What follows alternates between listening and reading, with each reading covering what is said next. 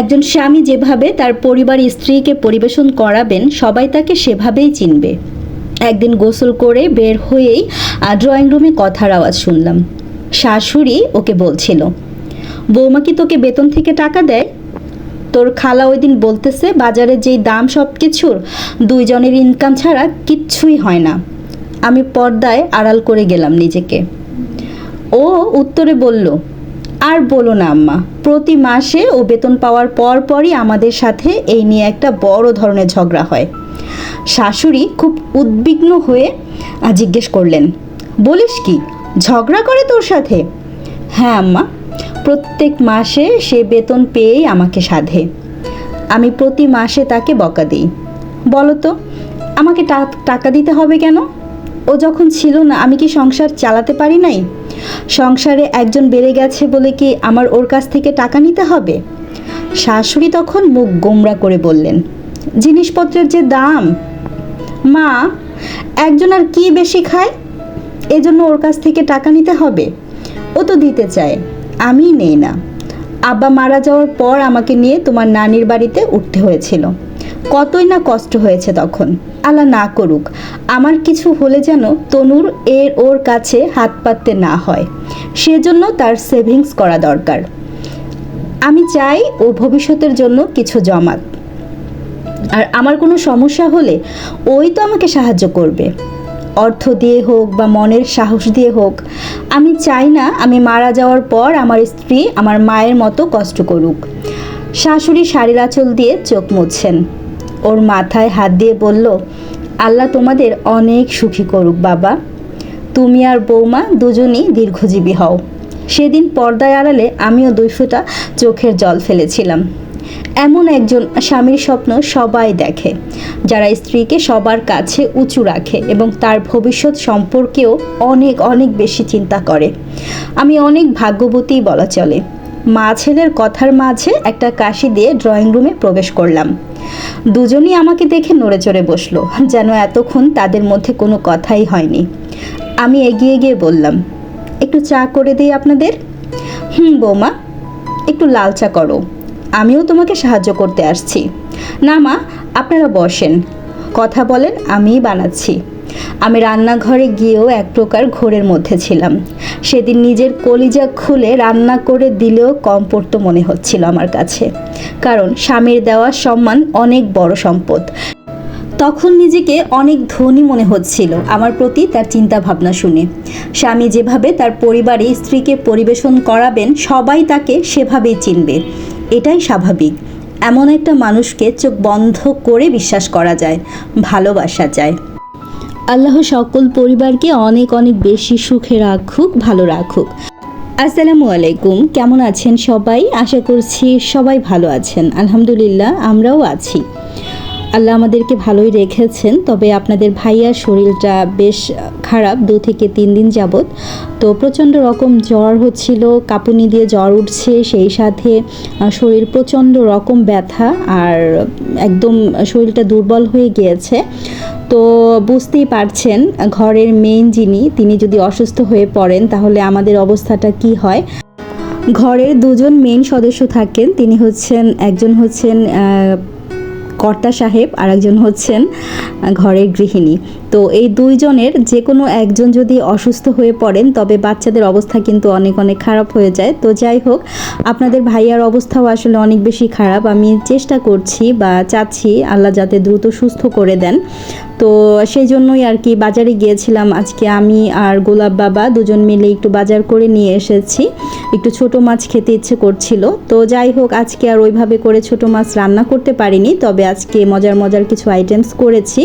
আপনাদের ভাইয়াকে আমি একটা কথা বলছিলাম যে এরকম একটা কথা আমি শুনেছি কার কাছে যেন, যে জ্বর হলে বেশি বেশি করে খেতে হয়। জ্বর খাবার খেতে আসে, ওকে বেশি বেশি করে ভালো মন্দ খাইয়ে বিদায় করে দিতে হয়, আর যদি খাওয়া না হয় তাহলে নাকি জ্বরটা থেকেই যায়। তো আপনাদের ভাইয়াকেও আমি সেই কথা বলছিলাম যে তোমার জ্বর এসেছে, তুমি এখন বেশি বেশি করে খাবে সব কিছু, ইনশাল্লাহ দ্রুত ঠিক হয়ে যাবে।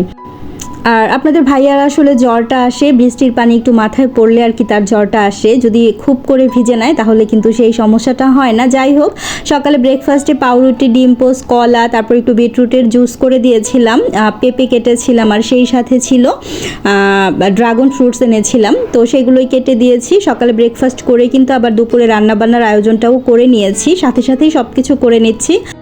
তো কাজের খালা এসেছিল, অফ ক্যামেরায় কিন্তু কাজের খালাকে সবগুলো মাছ বুঝিয়ে দিয়েছি যে আজকে মাছগুলো একটু কেটে বেছে দিয়ে যান। তো খালা সেগুলো করেছে, আমি গুছিয়ে ফ্রিজের মধ্যে সব কিছু রেখে দিয়েছি। আর এখন এই যে কাঁকরোল ভাজিটা আমি বসাবো, শাক বসিয়ে দিয়েছি অন্য চুলায়। কাঁকরোল ভাজি বসানোর জন্য আমি হচ্ছে পাত্রে তেল দিয়ে তার মধ্যে পেঁয়াজ, কাঁচামরিচ দিয়েছি, ফোড়নে একটু জিরা দিয়েছি, সেই সাথে সামান্য একটু হলুদ দিয়েছি। আর আলু দিয়ে কাঁকরোলটা এইভাবে ভাজি করলে আমার কাছে বেশ ভালো লাগে, আপনাদের ভাইয়া সহ আমরা সবাই অনেক বেশি পছন্দ করি। তো আজকে যখন কাঁকরোলটা কিনেছি তখনই মনে হচ্ছিল যে সেদিন শাহিনুর বুবুকে দেখলাম তার এক ভিডিওর মধ্যে কাঁকরোল ভেজে ভর্তা করছিল, আবার সেদ্ধ করে ভর্তা করেছে। তো দুইটা ভর্তারই রিভিউ কিন্তু আপু দিয়েছে, সেদ্ধ ভর্তাটা নাকি অনেক মজা হয়েছে। তো আমি কখনো কাঁকরোল ভর্তাটা খাইনি, তো ভাবলাম যে বুবুর রেসিপিতে আজকে ভর্তাটা করে নেব। তো যাই হোক, রান্না বসিয়ে দিয়ে তারপর আবার আমি চলে এসেছি আমার লিভিং রুমে। এই যে দেখতে পাচ্ছেন সেন্টার টেবিলটাকে সুন্দরভাবে একটু মুছে নিচ্ছি। আপনারা হয়তো অনেকেই বলেন যে ছোট বাচ্চা, দৌড়াদৌড়ি করার মতো বাচ্চা যেহেতু ঘরে নেই, ঘরে বোধহয় সবসময় আমার পরিপাটি পরিষ্কার পরিচ্ছন্নই থাকে। আমার কাছে মনে হয় ওরা আরও সবচাইতে বেশি নোংরা করে, কারণ ওরা এইখানটাতে বসে যে পরিমাণ কাগজ কাটাকাটি থেকে শুরু করে ওদের যা খেলা আছে, রং করা থেকে শুরু করে সমস্ত খেলাধুলো কিন্তু এইখানটাতে বসেই হয়। দুই ভাই বোন এইখানটাতে বসেই খেলবে, আর এইখানটাতেই সবচাইতে বেশি নোংরা হবে। তো সব সময় তো পরিষ্কার করা হয়, আপনাদের সাথে শেয়ার করা আর হয় না, কারণ এই টাইপের ভিডিওগুলো দেখাতে গেলে দেখা যায় অনেক লং হয়ে যায় ভিডিও। আর এই যে দেখতে পাচ্ছেন আমার লিও আমার সোফার এই অংশটাকে কি করেছে সেটা আপনারা তো দেখতেই পেলেন। আরও একটা অংশ আছে, দেখাবো, আমি ঢেকে রেখেছি। তো লিও যে অবস্থা করেছে, তো আপনাদের ভাইয়া তো মাঝে মাঝে এই দেখেন কি করে রেখেছে, একদম হাতে পায়ের যে নখগুলো আছে সেগুলো দিয়ে কিন্তু এভাবে আঁচড় কেটে আমার সোফাগুলোকে নষ্ট করে ফেলছে। তো যাই হোক, এবার হারিয়ে যাওয়ার পরে কিন্তু সে বাসায় আসার পরে খুব ভদ্র হয়ে গেছে। এই কাজগুলো সে এখন আর করছে না, এগুলো অনেক আগে করেছিল, সেগুলোই আপনাদের সাথে জাস্ট একটু শেয়ার করছি। এখন সে এত পরিমাণ ভদ্র হয়ে গেছে যে সকালে উঠে যখন একটু খাবার দেব তাকে, খাওয়ার পরেই কিন্তু সাথে সাথে সে ঘুমিয়ে পড়বে। একটা ঘুম দেবে, একটা ঘুম দিয়ে সে একদম সন্ধ্যার আগে আগে উঠবে, তখন যদি আবার একটু খাবার দেই তারপরে সে আবার গিয়ে একটা ঘুম দেবে। এক কথায় বলতে গেলে সে প্রচুর ভয় পেয়েছে এবার যখন হারিয়ে গিয়েছিল। হারিয়ে যাওয়ার পর যখন ওকে বাসায় আনা হয়েছে সে অনেক বেশি ভদ্র হয়ে গেছে। তো আপনাদের সাথে আমি একটু পরে আবার শেয়ার করব যে সে কতটা পরিমাণ ভদ্র হয়েছে। আমি যে কাজ করছিলাম, আমার পাশে পাশে একটু ঘোরাঘুরি করছিল, আমি ধমক দিচ্ছিলাম, আবার দূরে সরে যাচ্ছিল। তো যাই হোক, লিওর কথা তো অনেক বললাম। এখন এই যে দেখতেই পাচ্ছেন ডাইনিং টেবিলের ওপরে যে জিনিসপত্রগুলো আছে সেগুলো আমি সুন্দরভাবে একটু মুছে নিচ্ছি। অফ ক্যামেরায় কিন্তু আমি ডিপ ফ্রিজের ওপরটা সুন্দরভাবে ক্লিন করে দিয়েছি। ডিপ ফ্রিজের ওপরের যে কাপড়টা ছিল সেটা চেঞ্জ করে দিয়েছি। এরপর হচ্ছে অন্য একটা কাপড় বিছিয়ে, রানার বিছিয়ে আমি সুন্দরভাবে গুছিয়ে রেখেছি। আর ডাইনিং টেবিলের ওপরে যে ফ্লাওয়ার ভাসটা দেখতে পাচ্ছেন, তো এইটাও সুন্দরভাবে একটু মুছে নিলাম। মগের স্ট্যান্ডটাও একটু সুন্দরভাবে মুছে নিলাম। আসলে এই কাজগুলো না প্রতিদিনই করতে হয়, প্রতিদিনই। একদম জানালা দরজা সব কিছু বন্ধ থাকে আমার বাসায় ম্যাক্সিমাম সময়ই, যেহেতু আশপাশে বিল্ডিং হয়ে গিয়েছে, তো পর্দা দিয়ে রাখতে হয়, দরজা জানালা সব বন্ধ করে রাখতে হয়। তারপরেও এত পরিমাণে ধুলা যে কোথা থেকে আসে সেটা আসলে বুঝি না। তো ওই যে দেখতেই পাচ্ছেন ব্লেন্ডারে কাজ করেছিলাম, ব্লেন্ডারটাকেও সুন্দরভাবে রেখে দিয়েছে। আর এই তো ফাইনাল লুক, ফাইনালি আমি সব কিছু গুছিয়ে নিয়েছি। আর ওই যে দেখতে পাচ্ছেন রায়ানের কাছে গিয়ে সুন্দরভাবে সে বসে আছে। সে সবচাইতে বেশি পছন্দ করে ঘরের মধ্যে রায়ানকে, তারপর হচ্ছে আমাকে পছন্দ করে। এর পরবর্তীতে পছন্দ যদি কাউকে করে তাহলে গোলাপ বাবাটাকে করে, এরপরে হচ্ছে রাইমাকে, তারপর হচ্ছে আপনাদের ভাইয়াকে। তো রাইমার কাছে তেমন একটা যেতে চায় না, আর রায়ানের কাছে কিন্তু সে নিজ থেকেই যাবে, আমার কাছেও নিজ থেকে আসবে। আর আপনাদের ভাইয়াকে তো প্রচুর পরিমাণ ভয় পায়। গোলাপ বাবাটাও দেখা যায় জোর করে তারপর লিওকে তার কাছে নিয়ে আসবে। গোলাপকে ভালোবাসে, তবে ওইভাবে না, রাইয়ান আর আমাকে যেভাবে পছন্দ করে, আমাদের দুজনের সাথে তার সখ্যতা হচ্ছে অন্যরকম। তো যাই হোক, এখন হচ্ছে আমি আপনাদের ভাইয়ার জন্য একটু বাতাবি লেবু বা জাম্বুরা যেটাই বলেন না কেন সেটা একটু মেখে দিচ্ছিলাম। তো আমি যেভাবে করে মাখি সেটাই শেয়ার করছি আপনাদের সাথে। একটু কাঁচামরিচ দিয়ে দিচ্ছি, সেই সাথে দিয়ে দিলাম লবণ, চিলি ফ্লেক্স আর একটু সরিষার তেল দেব, আর একটু সামান্য একটু চিনি দিয়ে দিচ্ছি, যদিও মিষ্টি জাম্বুরাটা, তারপরেও একটু চিনি দিয়ে দিলাম। তো আমার ঘরে এই ফলটা আমি একদমই পছন্দ করি না। আমার অপছন্দের তালিকায় যদি কোনো ফল থাকে এই ফল আর হচ্ছে কামরাঙা, এই দুইটা ফল আমি একদমই পছন্দ করি না। আনারসটাও পছন্দ করতাম না, তবে ইদানিং আনারসটা খুব ভালো লাগছে। তো যাই হোক, রাইমার অনেক অনেক পছন্দ টক জাতীয় যে কোনো ফল, ওর খুব ভালো লাগে, ওকে এইভাবে মেখে দিলে ও খুব মজা করে খাবে। তো যাই হোক, আমিও নিয়ে যাচ্ছিলাম আর ওদের সবাইকে ডেকে বলছিলাম যে সবাই এক জায়গায় বসে একটু খাও, কারণ এতগুলো জাম্বুরা আপনাদের ভাইয়া একা খাবে না। তো আমাকে গোলাপ বলছিল তুমি খাবে না, তো আমি সামান্য একটু মুখে নিয়েছি, বললাম যে বাবা আমার এগুলো খেতে ভালো লাগে না। তো যাই হোক, আর অন্যদিকে কিন্তু আমার রান্নাটাও হয়ে গেছে, এই যে দেখতেই পাচ্ছেন কাঁকরোল ভাজিটা হয়ে গেছে। এখন আমি একটু শাক ফোড়ন দিয়ে দেব। তো শাকটা কিন্তু সেদ্ধ করে নিয়েছি আমি লবণ, পেঁয়াজ আর কাঁচামরিচ দিয়ে। এখন ফোড়নে আমি শুকনো মরিচ দিয়ে দিলাম, সেই সাথে দিয়ে দিলাম হচ্ছে একটু পেঁয়াজ আর রসুন কুচি, একটু বেশি করেই দিয়েছি, কারণ ডাঁটা শাকটার মধ্যে একটু বেশি করে পেঁয়াজ আর রসুন কুচিটা দিলে আমার কাছে ভালো লাগে। আমি ডাঁটা শাকটা অনেক পছন্দ করি, আমার চোখে পড়লে আমি কিন্তু ডাঁটা শাকটা নিয়ে আসার জন্য ট্রাই করি। আজকের শাকগুলো একটু বড় বড় ছিল, লম্বাটে টাইপের। তো শাক ভাজিটাও কিন্তু হয়ে গেছে। এই তো শাক ভাজিটা আমি নামিয়ে নিচ্ছি। তো গত ভিডিওটা দেওয়ার পরে আমার অনেক অনেক প্রিয় আপুরা কিন্তু অনেক সুন্দর সুন্দর কমেন্ট করেছেন। তো আমি সেই আপুদের কমেন্টগুলো এখন পড়ব, আর এই যে আপনাদের সাথে কথা বলতে বলতে শেয়ারও করে ফেলবো শাহিনুর বুবুর রেসিপিতে। আজকে আমি যে কাঁকরোল ভর্তাটা করেছিলাম, তো আপনারা যারা যারা বুবুর ভিডিও দেখেছেন তারা তো জানেনই বুবু কিভাবে ভর্তাটা করেছে। তো আমি ডিটেলসে বলছি না আর কি, মুখে আমি দেখাচ্ছি, আপনারা জাস্ট দেখলেই কিন্তু বুঝতে পারবেন। ভর্তাটা কিন্তু অনেক বেশি মজার ছিল। তো যাই হোক, প্রথমে আমি হানি মধু আইডি থেকে হানি আপুর কমেন্টটা পড়ে নিচ্ছি। মাশাআল্লাহ আপু, কি সুন্দর সুন্দর কড়াই তোমার, আমার জন্য এক বাটি ডাল রান্না পাঠিয়ে দাও। চায়না পাতিলটা আমার সবচেয়ে বেশি পছন্দের। মাশাআল্লাহ, গোলাপ বাবাটা তো দেখছি সোনার টুকরো ছেলে, ভাই বোনের টেক কেয়ার করে। সোনা বাবাটার জন্য অনেক অনেক দোয়া রইল, ভালো থেকো রসগোল্লা। অনেক অনেক ভালোবাসা হানি আপু এত সুন্দর একটা কমেন্ট করার জন্য। আপনারা জানেন কি না জানি না, হানি আপু কিন্তু আমাকে রসগোল্লা বলে ডাকে। হানি আপুর কাছে নাকি ভালো লাগে, তাই আপু হচ্ছে আমাকে রসগোল্লা বলেই ডাকে। আচ্ছা, এর পরের কমেন্টটাই কিন্তু আমার প্রিয় বুবুজান করেছেন শাহিনুর সিদ্দিকা আইডি থেকে। শাহিনুর বুবুজান, যার ভর্তাটা আমি মাখাচ্ছি আর সেই সাথে তার কমেন্টটাই পড়ে নিয়েছি। মাশাআল্লাহ মারিয়া, এত ধৈর্য তুমি পাও, এটা আল্লাহর খাস রহমত।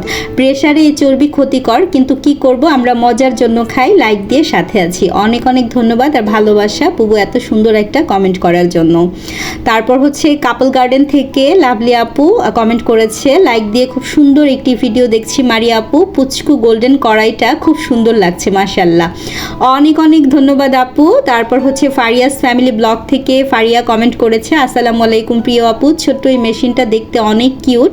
চর্বি দেখে প্রথমে ভেবেছিলাম তুমি হালুয়ার বরফি কাটছো, তোমার পাতিলগুলো খুব সুন্দর দেখতে, গোল্ডেন কালার, হাঁড়িটা চমৎকার। আল্লাহ হাফেজ। তো কমেন্ট পড়তে পড়তে আমার রান্নাগুলো কিন্তু এই যে রেডি হয়ে গেছে, সবই আমি খাবার টেবিলে নিয়ে এসেছি, ডাইনিং টেবিলে সার্ভ করে দিয়েছি। সব কিছুই দেখতে পাচ্ছ, কাঁকরোলের ভর্তা আর হচ্ছে লোটে মাছ ফ্রাই, এটা কিন্তু অসম্ভব মজার। দুইটা আইটেমই আমার নতুন ট্রাই করা হয়েছে, দুইটা আইটেমই অনেক বেশি মজার। তো লোটে মাছ ফ্রাইটা কিন্তু আমি আমার কুকিং চ্যানেলে আপলোড করব, অবশ্যই তোমরা সেখান থেকে দেখে নিবে। তো খাবার রেডি করেছি আর খাবো না সেটা কিন্তু হতেই পারে না। দুপুরের খাবারটা খুবই মজা করে খেয়েছি। শাহিনুর বুবুজান, অনেক অনেক বেশি মজার হয়েছে কাঁকরোল ভর্তাটা। থ্যাংক ইউ এত সুন্দর একটা রেসিপি শেয়ার করার জন্য। তো মাই ডেলি লাইফ অ্যান্ড কিচেন থেকে শিশির আপু কমেন্ট করেছে, মারিয়া আপু আমি তোমার হাঁড়ি পাতিলের ফ্যান। কত হাঁড়ি পাতিল কিনেছো তুমি, এই ভিডিওগুলো আমার চোখ বন্ধ করে দেখা উচিত। অনেক অনেক ধন্যবাদ শিশির আপু। শিশির আপু তুমি আমাকে অনেকগুলো কমেন্ট করেছিলে হাঁড়ি পাতিল নিয়ে, তোমার সাথে আমার কথাও হয়েছিল। তাসমি আপু আমাকে কমেন্ট করেছিল, তো তাসমি আপু লিখেছে কি সুন্দর তোমার হাঁড়ি পাতিলগুলো আপু, ইনশাল্লাহ পুরো সময় তোমার সাথেই ছিলাম আপু, ভালো থেকো। অনেক অনেক ধন্যবাদ তাসমি আপু এত সুন্দর একটা কমেন্ট করার জন্য। বাংলাদেশি ব্লগার নাসরিন চ্যানেল থেকে নাসরিন আপু লিখেছে, আপু সাদা কালো চেক প্রিন্টটা কিন্তু আমার কাছেও আছে, রান্নাগুলো কিন্তু অসাধারণ হয়েছে আপু। ভর্তা, তারপর হচ্ছে আপু চর্বি দেখে মনে হচ্ছে তুমি বরফি কাটছো, দেখতে ভালো লাগছিল। তোমার কড়াইগুলো কিন্তু আমার মনে ধরেছে আপু, গোল্ডেন কালারের কিউট ছোট্ট প্যান্টটা আমার চাই আপু, ভালো থেকো আমার প্রিয় আপু, ভালোবাসার প্রিয় আপু, অনেক অনেক ভালোবাসা রইল তোমার জন্যও, অনেক অনেক ভালোবাসা রইল প্রিয় নাসরিন আপু। এরপর হচ্ছে আমাকে কমেন্ট করেছে মুসাম্মদ লিপি আইডি থেকে, আমার হার্ট আপু মাশাল্লাহ ভিডিও অনেক ভালো লেগেছে, তোমার সাদা বেডশিটটা অনেক সুন্দর হয়েছে, রান্নাগুলো অনেক ভালো হয়েছে, ভালো থেকো।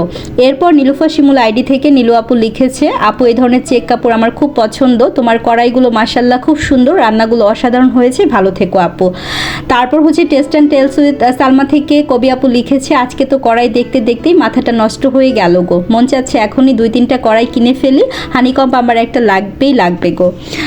এরপর হচ্ছে শেষ কমেন্টটা পড়বো, হেনাস লাইভ বুক থেকে হচ্ছে হেনা সুন্দরী কমেন্ট করেছে, চাঁদ আপু চেক কাপড় দেখলে আমার লোভ লাগে, ব্ল্যাক হোয়াইট দেখে আরও লোভ লাগছিল, ম্যাট বানানো হলে অবশ্যই দেখাবা, কিন্তু গোল্ড কালারের ছোট্ট কড়াইটা বেশি কিউট, তোমার সব ক্রোকারিজ আইটেমগুলো অনেক সুন্দর, এসকেবির এই সেম ফ্রাই প্যান আমারও আছে, চিমটি আপু অনেক ভালোবাসে প্রিয় আপু। অনেক অনেক ধন্যবাদ আর ভালোবাসে আপুরা এত সুন্দর সুন্দর কমেন্ট করার জন্য। তো কমেন্টগুলো পড়তে পড়তে হচ্ছে সন্ধ্যায় বাচ্চাদের জন্য একটু স্ন্যাক্স তৈরি করেছিলাম, খুবই মজাদার একটা স্ন্যাক্স তৈরি করেছি, পুরোটা ডিটেলসে দেখালাম না, কুকিং চ্যানেলে কিন্তু আপলোড করেছি, আপনারা চাইলে সেখানটা ভিজিট করতে পারেন, দেখে আসতে পারেন, অবশ্যই আমি ডেসক্রিপশন বক্সে লিঙ্কটা দিয়ে দেব। আজকের ভিডিওটি কেমন লেগেছে, ভালো লাগলে কমেন্টের মাধ্যমে জানাবেন, লাইক দিতে ভুলে গিয়ে থাকলে ছোট্ট একটি লাইক দিবেন। আজকের মতো বিদায় নিচ্ছি, আল্লাহ হাফিজ, আসসালামু আলাইকুম।